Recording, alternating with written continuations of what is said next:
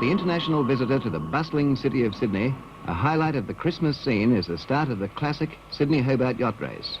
And in 1968, the race is one of the most exciting for years. Here at the Cruising Yacht Club headquarters at Rushcutter Bay, the American sloop Rapture is a focal point of interest for overseas visitors. Rapture is one of 13 overseas entries in the fleet of 67, which equals last year's record. 7 from New Zealand, 4 from the United States, 1 from Canada, and 1 from West Germany. Truly an international field. Also yachts from 5 Australian states and the Royal Australian Naval College. The Frogman and his scrubber, and the preparations to get the world-famous American ketch Ondine 2 ready to race. An underwater operation because local slipways could not accommodate her. Ondine losing her mast in the Indian Ocean en route to Sydney. Normally a complete tragedy, but owner-skipper Huey Long is determined to compete, a determination well known to Australian yachtsmen because the first Ondine holds the elapsed time record set in 1962. There's a big crowd at Garden Island to watch the stepping of the huge mast, a precise and exacting operation. Made of aluminium, this at 98 feet is one of the tallest racing masts in the world and was specially flown to Sydney for the race against time. Ondine ready to start, and at Hobart, more than 600 miles to the south, the city on the Derwent is waiting to welcome the competitors. A welcome which may vary in time depending on prevailing conditions. And race eve in Sydney. The fleet stands ready for the big adventure. The twilight calm at the Cruising Yacht Club Marina, soon to be replaced by the hustle and excitement on the morning of Boxing Day. And now the great yachting spectacular.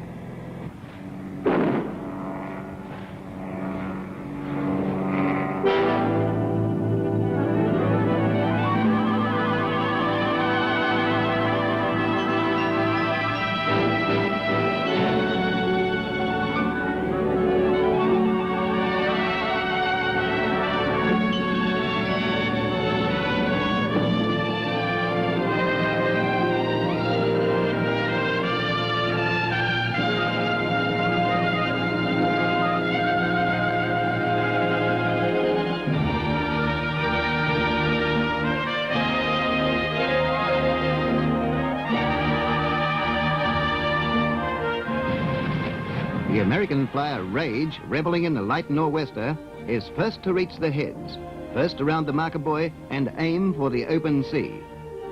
Some distance behind, the Ondine Jinx has continued, the crew working frantically on a badly torn headsail.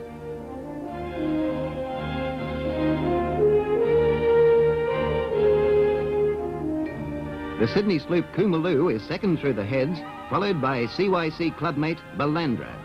And for the time being, Ondine has been relegated to 4th place. Now, in all its beauty, out comes the Spinnaker for the run down the coast.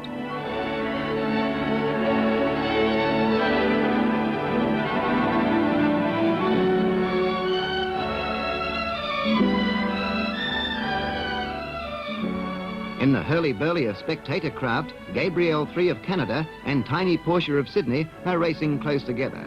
It's a magnificent scene from above, and one visitor showing her class early is the Western Australian entry, Starfire of Perth.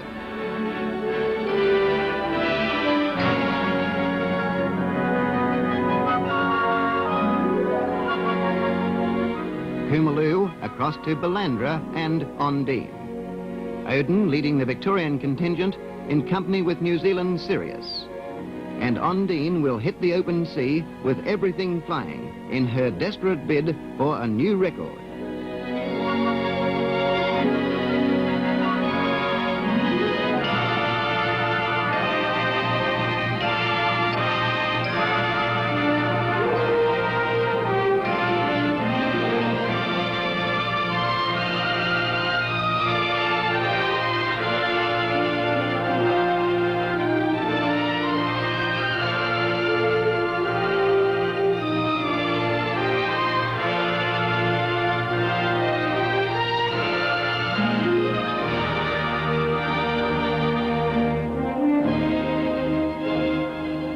yachts in the middle of the fleet are coming through the heads, and already there's a big margin between first and last. The view from above shows the scattering of the field, with Rage setting a merry pace in front. Behind, in spectacular procession, the yachts spinnaker set for the run down south.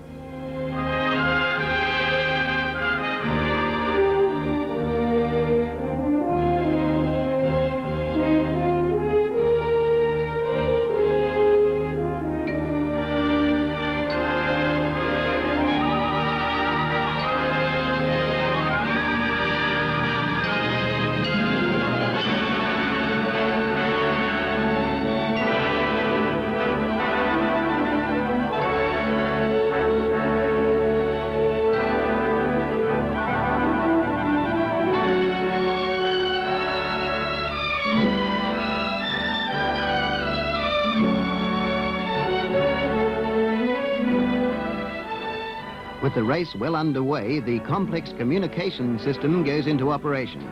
And out on the high seas, the small 30-foot Zilvergeist is sailing near the Caltex radio relay vessel Nunneong, the floating nerve centre of the best-informed yacht race in the world. From now on, the position of each of the 67 yachts will be relayed to CYC headquarters as they come to hand. Dead ahead of Ragamuffin, black storm clouds are gathering, and the early leader, the 52-foot American sloop Rage, will be the first to be tested in the rough southwesterly weather to come. Thunderbolt prepares for the bad weather ahead. Its spinnakers down for the leaders and hard on the wind for almost the rest of the race across Bass Strait.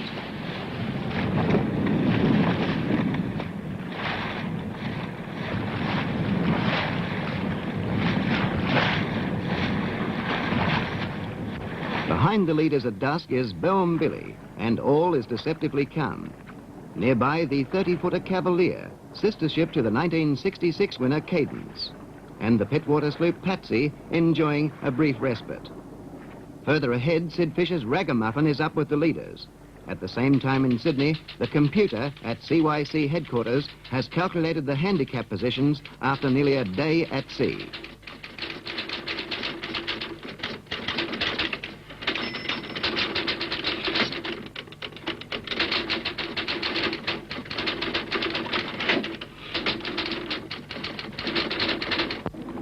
The next afternoon, Temeraire of Victoria and Shoe by Himini, a new yacht, on her first Hobart race.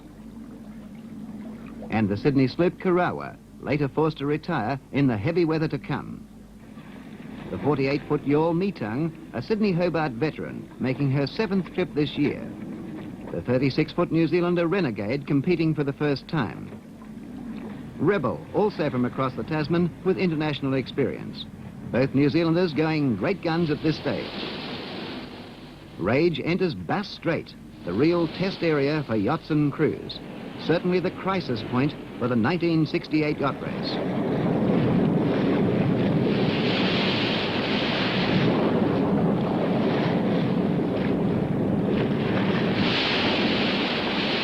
Ondine is favoured for line honours. And on the 73-foot Globetrotter, it's no place for fine weather sailors. She's flat out to take the lead. The gale has hit, and from now on it's hard going. The 40-knot sou'wester will take its toll during the night.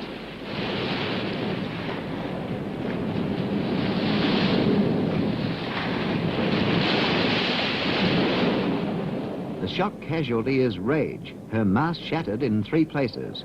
The American yacht was sailing strongly when disaster struck. The rest are battling on. What a difference to the initial race in 1945, in which, to quote the official report, strong south-sou'wester gale on the second day out of Sydney scattered the fleet, and all except the winner Rani hove to or sought shelter. Ocean yachtsmen of 1968 have learnt Bass Strait the hard way, and CYC Commodore Norman Ridge in Loretta Maria, a noted heavy weather yacht, is coming into his own.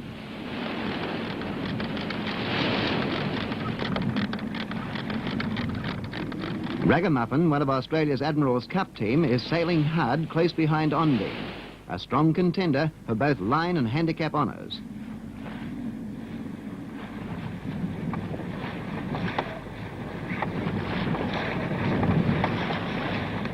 Weatherly, the steel version of the famous Freya, which won 3 straight Hobart races, and Weatherly is sailing her best race yet. Dennis O'Neill's Coomaloo from Sydney, another competitor in this year's Admiral's Cup, and the small but classy Calliope, winner of the Montague Island race. Conditions are calmer now, and the relay vessel Nunnyong is off the coast of Tasmania. Coomaloo, go ahead. Coomaloo's position 4120, a 14845. With the race entering its closing stages, the handicap position is still obscure. Any one of half a dozen could win. In the race for line honours, the leaders have reached Storm Bay. Ondine has at last forged to the lead and should be the first to reach Hobart.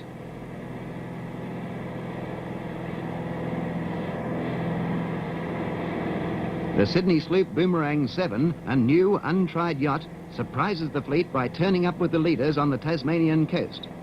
She clings to Ragamuffin, who came in second, for the rest of the race. Bob Crichton-Brown's Bellandra approaching Tasman Light, and it's been a consistently good performance, always up with the leaders.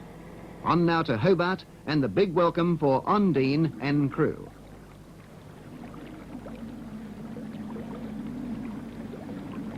Ondine first across the line, the elapsed time 4 days, 3 hours, 20 minutes, well outside the record.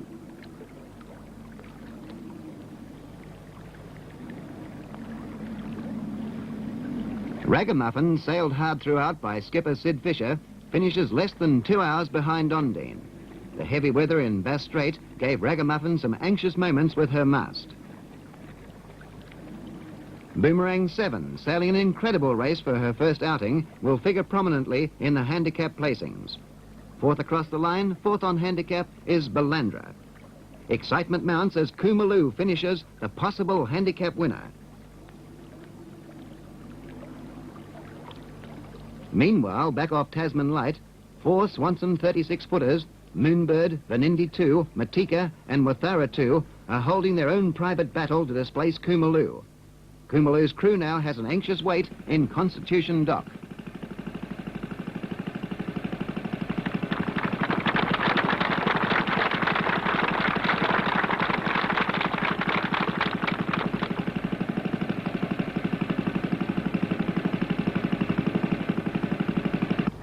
A windless dawn in Storm Bay doesn't give much encouragement to crews striving to get to Hobart before their time runs out.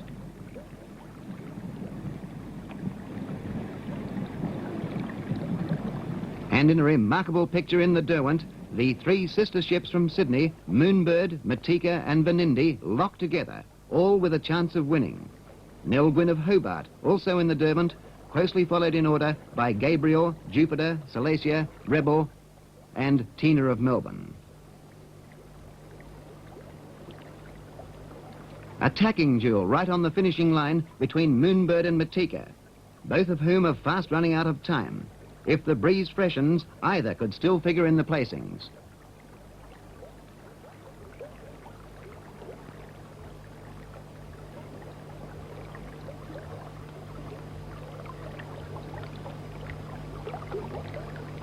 Spectators are enthralled, but the fickle Derwent wind just did not blow. For these modern mariners, silent as a painted ship upon a painted ocean. Minutes only separated the Swanson 36ers. Moonbird, Matika and Vanindi, truly a race within a race.